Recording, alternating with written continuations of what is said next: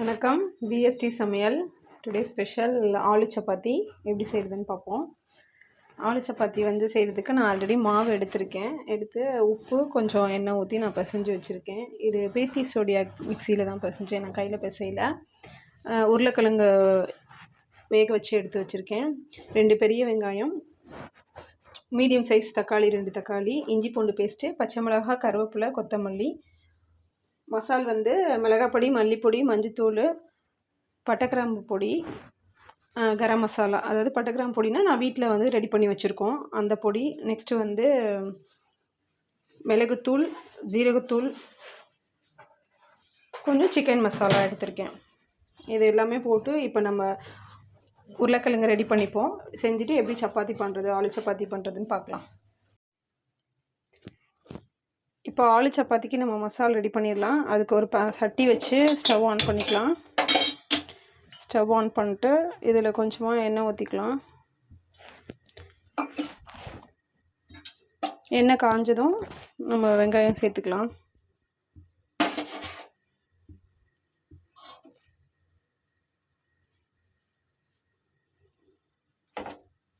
நான் தாளிப்புக்கு எதுவும் போடலை, ஏன்னா நம்ம ஆலு சப்பாத்தி ஸ்டஃப் பண்ணி நம்ம தேய்க்கிறனால நான் எதுவுமே போடலை. எண்ணெய் மட்டும் ஊற்றிருக்கேன். இப்போ அது கூட நம்ம வெங்காயம் ஆட் பண்ணிக்கலாம்.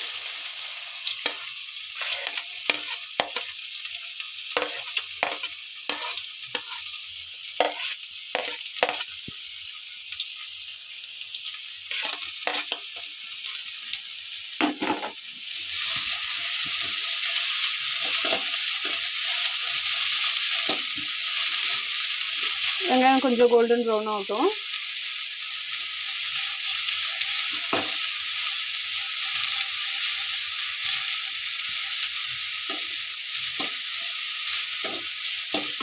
இந்த கண்ணாடி பதம்னு சொல்லுவாங்களே, அந்த மாதிரி வெங்காயம் நல்லா ஃப்ரை ஆகிருக்கு.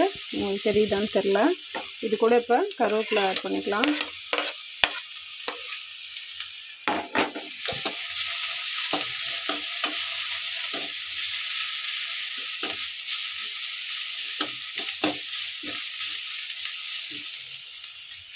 இது கூட இப்போ ஒரு பச்சை மிளகாய் கட் பண்ணியிருக்கேன். அது கூட ஒரு 1/2 டீஸ்பூன் இஞ்சி பூண்டு பேஸ்ட்டு.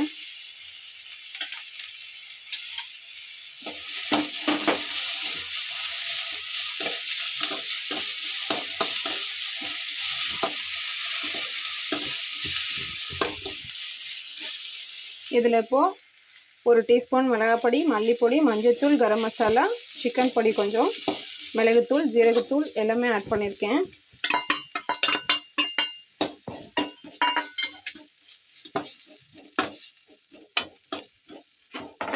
இப்போது தக்காளி ஆட் பண்ணிக்கலாம். அதோடய நான் கொத்தமல்லி ஆட் பண்ணிக்கிறேன்.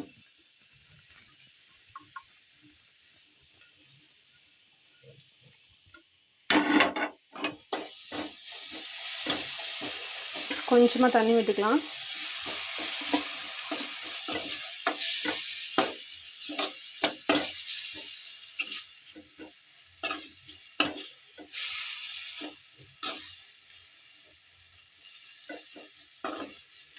இது கொஞ்சம் வேகட்டும், நம்ம அதுக்கப்புறமா ஆலு சேர்த்துக்கலாம்.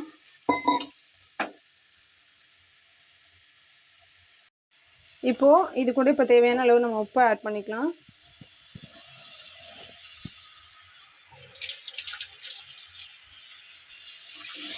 நான் உருளைக்கிழங்க வேக வச்சு தோல் உரித்து மசிச்சு வச்சுருக்கேன். அதை இது கூட ஆட் பண்ணிக்கலாம். இது இன்னும் கொஞ்சம் ஃப்ரை ஆகட்டும்.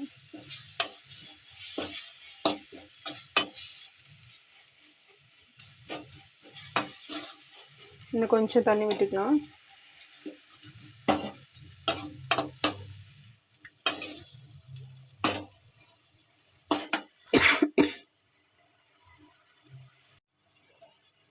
இப்போ இது கூட உருளைக்கிழங்கு சேர்த்துக்கலாம். நான் ஆல்ரெடி உருளைக்கிழங்கு தோல் உரித்து மசிச்சு வச்சுருக்கேன்.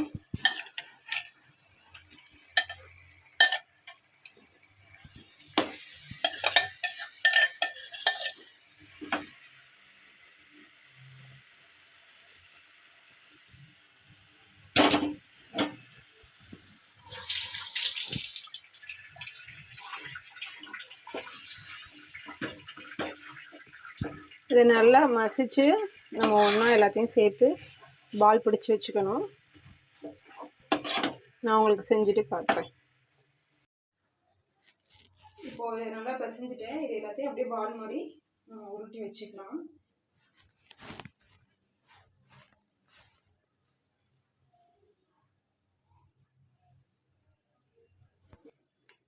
இப்போ பால் மாதிரி உருட்டிட்டு நம்ம தேய்ச்சிக்கலாம்.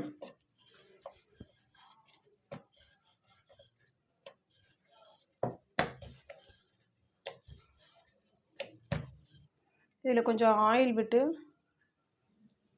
மடக்கிடலாம்.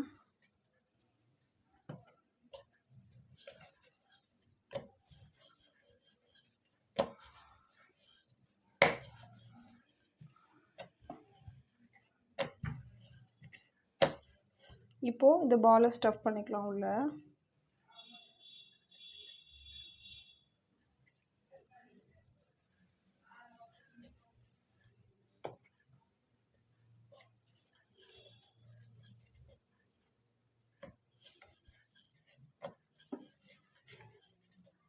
உங்களால் எவ்வளோ மெலிசாக தேய்க்க முடியுமோ அவ்வளோ மெலிசாக நீங்கள் தேய்ச்சிக்கோங்க. ஃபஸ்ட்டு நம்ம மடக்கி ஆயில் வச்சு இந்த மாதிரி தேய்ச்சோன்னா லேயர் லேயராக ரொம்ப சாஃப்டாகவே இருக்கும்.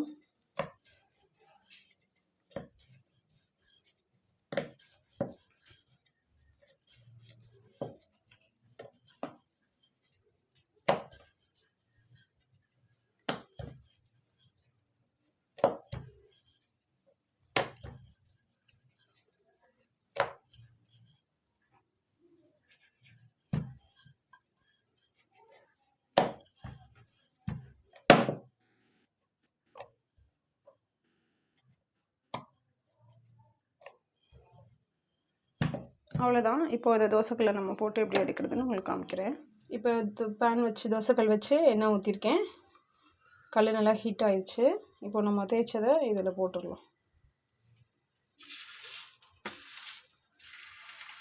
எப்போதுமே பரட்டி போட்டோன்னா நல்லா புஷ்ஷுன்னு வரும். சுற்றி ஆயில் விட்டுக்கலாம்.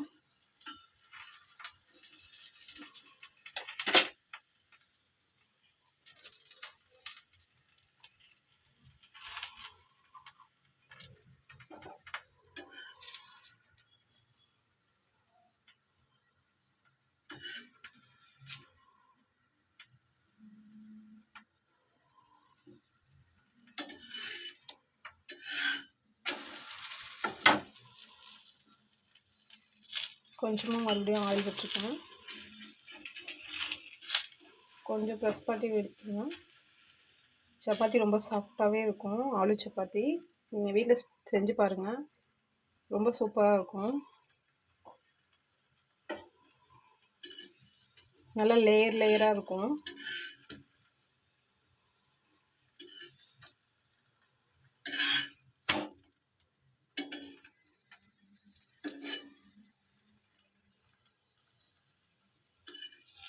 ரொம்பவே சூப்பராக ஆலு சப்பாத்தி வந்திருக்கு. நீங்கள் வீட்டில் செஞ்சு பாருங்கள். லைக் பண்ணுங்கள், ஷேர் பண்ணுங்கள், சப்ஸ்கிரைப் பண்ணுங்கள். இப்போ ஆலு சப்பாத்தி ரெடி ஆயிடுச்சு. நம்மளுக்கு பார்க்கறதுக்கு நார்மல் சப்பாத்தி மாதிரி தான் இருக்கும். ஆனால் உள்ளே ஸ்டஃப் பண்ணியிருக்கதே தெரியாது. குழந்தைங்க விரும்பி சாப்பிடுவாங்க. ரொம்பவே டேஸ்ட்டாக இருக்கும். இதுக்கு தேங்காய் சட்னி தொட்டு சாப்பிட்டா ரொம்பவே சைடிஷ் சூப்பராக இருக்கும். நீங்கள் அதனால் வீட்டில் செஞ்சு பாருங்கள். இதை நான் உங்களுக்கு போட்டு காட்டுறேன் எப்படி இருக்குன்னு. இங்கே பாருங்கள், லேயர் லேயராக சூப்பராக இருக்கும். வீட்டில் செஞ்சு பார்த்துட்டு எப்படி இருக்குன்னு சொல்லுங்கள். தேங்க்யூ.